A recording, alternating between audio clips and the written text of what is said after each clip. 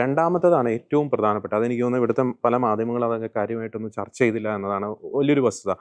ഒരു കാരണവശാലും വിശ്വസിക്കാൻ കൊള്ളാത്ത ഒരു ഭീകര സംഘടനയാണ് ഹമാസ് എന്ന് വീണ്ടും വീണ്ടും അവർ തെളിയിക്കുകയാണ്. അതിൻ്റെ ഒരു സംഭവം ഞാനൊന്ന് വിശദീകരിക്കാൻ ആഗ്രഹിക്കുന്നു. നമുക്കറിയാം, ഇപ്പോൾ 28ഓളം മൃതദേഹങ്ങളാണ്, ഇസ്രായേൽ ബന്ദികളുടെ മൃതദേഹങ്ങളാണ് ഹമാസിൻ്റെ പക്കലുള്ളത്. അതിൽ 15 മൃതദേഹങ്ങൾ ഓൾറെഡി തിരിച്ചു കൊടുത്ത് കഴിഞ്ഞിരിക്കുന്നു. 13 മൃതദേഹങ്ങളാണ് തിരിച്ചു കൊടുക്കാനുള്ളത്. അപ്പോൾ ഈ വെടിനിർത്തൽ കരാർ നിലവിൽ വന്നിട്ട് ഒരു 72 മണിക്കൂറിനകം ഇത് തിരിച്ചു കൊടുക്കണമെന്നായിരുന്നു ഒരു നിബന്ധന. പക്ഷേ ഹമാസ് ഇതുവരെ തിരിച്ചു കൊടുത്തിട്ടില്ല. 13 ബോഡികൾ ഇനി തിരിച്ചു കൊടുക്കാനുണ്ട്. അപ്പോൾ ഈ ഹമാസ് കാണിച്ച അക്ഷരാർത്ഥത്തിൽ കാണിച്ചൊരു ഉഡായിപ്പ് എന്ന് പറയുന്നത്, ഈ റെഡ് ക്രോസിനാണല്ലോ ഈ മൃതദേഹങ്ങളൊക്കെ തിരിച്ചു കൊടുക്കേണ്ടത്.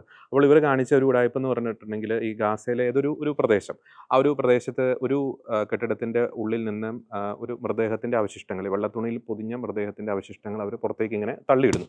ആ തള്ളിയിട്ട ആ വെള്ളത്തുണിയിൽ പൊതിഞ്ഞ ആ മൃതദേഹം എന്ന് അവർ പറയുന്ന ആ ഭൗതിക അവശിഷ്ടങ്ങൾ അവർ പിന്നെ ഒരു കുഴി കുഴിക്കുന്നു. അതിൻ്റെ മുകളിൽ ഇങ്ങനെ മണ്ണൊക്കെ വിതറുന്നു. അതായത് കാലങ്ങളോളം പഴക്കമുള്ളതാണെന്ന് കാണിക്കാൻ വേണ്ടിയിട്ടാണ്. മണ്ണ് വിതറുന്നു, ഇങ്ങനെ ചെളി പുരട്ടുന്നു, അതിങ്ങനെ ഒരു കുഴിക്കുള്ളിൽ നിക്ഷേപിക്കുന്നു. അതിനുശേഷം ഈ പറയുന്ന ഒരു ബുൾഡോസർ ആ ഭാഗത്തേക്ക് വരുന്നു. ബുൾഡോസർ അങ്ങനെ അവിടെ അവർ ഓൾറെഡി കുഴിച്ചിട്ട് ആ ഭാഗം ബുൾഡോസർ വീണ്ടും കുഴിക്കുന്നു. അതിനുശേഷം ആ ബോഡി ഈ ബുൾഡോസർ റിക്കവർ ചെയ്യുന്നു.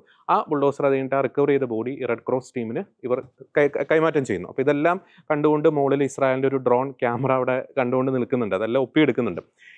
ഹമാസ് പറയുന്നത് ഇത് അവർക്ക് ഇനി കൈമാറാനുള്ള ഒരു ബന്ദിയുടെ മൃതദേഹമാണ് എന്ന് പറഞ്ഞാണ് ഈ മൃതദേഹം ഇസ്രായേലിന് കൈമാറുന്നത്. പക്ഷേ എന്താണ് പറയുന്നത്, എവരെയും ഞെട്ടിക്കുന്ന ഒരു കൊടും ക്രൂരത എന്ന് പറയുന്നത്, ഡിസംബറിൽ ഓൾറെഡി ഹമാസിൻ്റെ പക്കൽ മരണപ്പെട്ട ഇസ്രായേൽ ബന്ദിയായിട്ടുള്ള ഒരു യുവാവുണ്ട്, സർഫാത്തി എന്ന് പറയുന്ന യുവാവ്. ഈ പറയുന്ന വ്യക്തി 27 വയസ്സുള്ളൂ. നോവാ മ്യൂസിക് ഫെസ്റ്റിവലിൻ്റെ സമയത്ത് ഈ ബർത്ത്ഡേ സെലിബ്രേഷനുമായിട്ട് ബന്ധപ്പെട്ടാണ് നോവാ മ്യൂസിക് ഫെസ്റ്റിവലിൽ സർഫാത്തി വന്നത്. അവിടെ നിന്നാണ് ഹമാസ് ഭീകരരെ തട്ടിക്കൊണ്ടുപോയത്. ഈ പറയുന്ന വ്യക്തിയുടെ മൃതദേഹത്തിൻ്റെ ഒരു ഭാഗം ഡിസംബറിൽ ഇസ്രായേൽ സൈന്യം റിക്കവർ ചെയ്തതാണ്.